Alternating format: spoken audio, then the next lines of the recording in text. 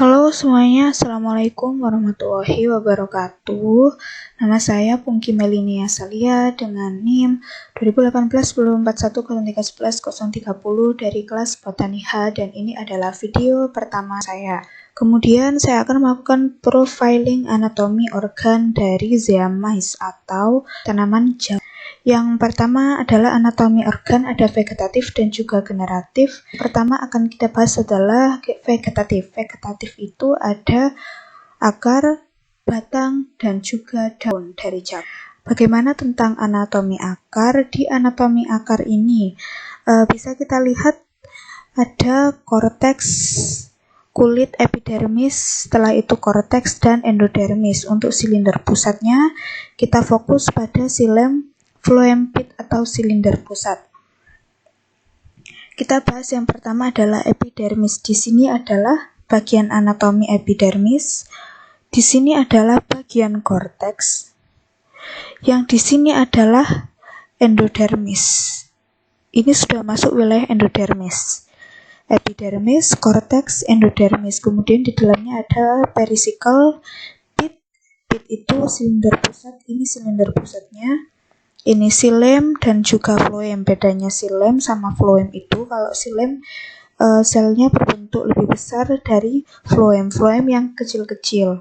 Dan ini yang seperti serabut, di luarnya adalah rambut akarnya. Bisa dilihat di sini juga untuk membandingkan via mikroskop. Ini korteks, ini adalah jaringan vaskularnya. Diperbesar lagi, ini adalah bagian endodermis. Dalamnya perisikal, yang kecil ini adalah phloem, yang lebih besar lagi adalah xilem. Kita lanjut. Pada anatomi batang, ini bisa dilihat yang dikotil dan juga monokotil. Berhubung zeamais merupakan tanaman monokotil, batangnya sangat berbeda dengan yang dikotil. Jika dikotil bisa kita lihat sangat teratur strukturnya, sedangkan monokotil ini xilem dan phloem tersebar di berbagai tempat. Ini yang kecil-kecil adalah berkas pembuluh, xilem dan phloemnya. Kemudian di sini epidermis atau kulitnya. Kemudian jaringan dasar adalah ini. Ini adalah jaringan dasar. Diperbesar kembali, untuk phloem ini yang paling kecil. Yang xilem yang besar, ini adalah xilem. Dan ini adalah jaringannya. Kita ke anatomi daun. Nah, di anatomi daun ini bisa kita lihat. Yang pertama adalah, yang A ini adalah mesophyll spons. Yang D ini adalah epidermis atas. Yang C ini adalah kutikula atas. Yang D ini adalah xilem. Kemudian yang E ini adalah berkas pengangkut. Jadi berkas pengangkut itu sudah termasuk xilem dan phloem. Yang bulat ini berkas pengangkut itu satu kesatuan. Kemudian yang F ini adalah phloem. Phloem yang kecil, xilem yang lebih besar. Kemudian yang G ini adalah kutikula bawah. Yang H yang berlubang ini merupakan stomata. Ini juga stomata. Stomatanya. Yang I ini pucuk yang berwarna ungu merupakan sel penjaganya. Yang J ini adalah epidermis bawah. Biar tidak bingung membedakan antara kutikula dan epidermis. Epidermis itu selnya yang ini. Yang kutikula itu lapisan yang paling atas dari epidermis. Kita lanjut lagi. Kita membahas tentang poin kedua, yaitu generatif, di mana kita akan membahas tentang yang pertama adalah bunganya. Bunganya ini bunganya. Kemudian buah dan juga biji-biji yang ada di dalam sini. Untuk anatomi bunga, kita bandingkan dulu antara dikotil dan juga monokotil. Karena zeamais ini adalah monokotil, berarti dia memiliki satu kotiledon. Sedangkan kalau dikotil itu hanya memiliki 2 kotiledon lebih banyak daripada yang monokotil. Sedangkan tulang daunnya, kalau yang monokotil itu lebih ke sejajar atau melengkung. Kemudian kalau yang dikotil daunnya menyirip menjari. Kalau dikotil juga dia punya kambium. Dia kalau ada kambium dan strukturnya lebih teratur, berarti dia masuk ke tumbuhan dikotil. Apabila dia tersebar berkas pengangkutnya itu dan tidak ada kambium yang mengikatnya, berarti dia masuk ke tumbuhan monokotil.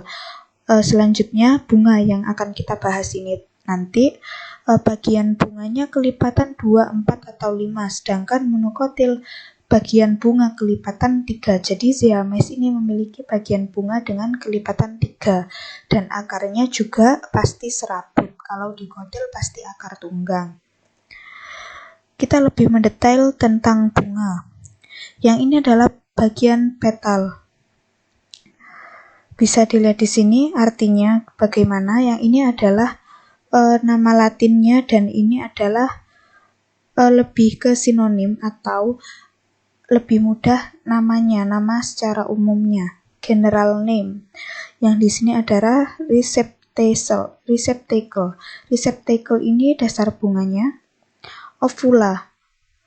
Ini adalah bakal bijinya. Sepal itu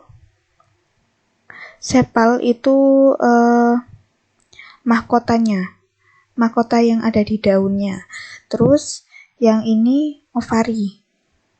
Di sini buat bakal buahnya, di mana dia ini juga melindungi ovula di sini di dalamnya.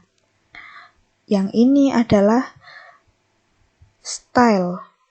Style ini atau stilus adalah tangkai putik. Yang di sini stigma. Stigma ini sama dengan kepala putiknya. Carpel di sini merupakan putik. Jadi bagian stigma, stilus, dan juga ovari ini adalah putik, satu bagian putik. Yang di sini adalah stamen. Stamen itu benang sari. Jadi benang sari itu terdiri dari anther dan juga filamen. Anther ini adalah kepala sarinya yang di sini. Filamen ini adalah benang sari, tangkai benang sarinya. Lanjut untuk anatomi buah. Di sini tidak banyak. Yang di sini adalah rambut buahnya. Di sini husk leaves. Husk leaf ini adalah sekam atau lapisan kulit. Kemudian di sini kernel. Kernel itu artinya biji atau intinya, inti di dalam buahnya. Kemudian ini adalah rachis atau cob. Itu seperti bonggolnya atau tangkainya di sini. Kalau di bahasa Inggris kan rachis itu tulang belakang, seperti tulang belakang bentuknya. Lanjut ke anatomi biji. Di anatomi biji di sini lebih mendalam lagi karena dia berbentuk monokotil. Ini adalah tip cap coleoriza. Di sini lebih ke dalam radikel, agak ada anatomis yang sedikit berbeda bentuk, hipokotil. Yang di sini adalah plumule. Luarnya lagi koleptil. Yang di sini dia melindungi yang area sini adalah scutellum. Yang bagian luar sendiri ini perikarpium, aleuron di belakangnya lagi, dan ini yang bagian besarnya adalah endodermis. Ini untuk gambar secara visualnya. Cotyledon, scutellum, yang ini koleptil, plumula, coleoriza, radicula, epikotil, endosperma, kulit biji, dan jaringan buah. Lanjut ke sudah selesai.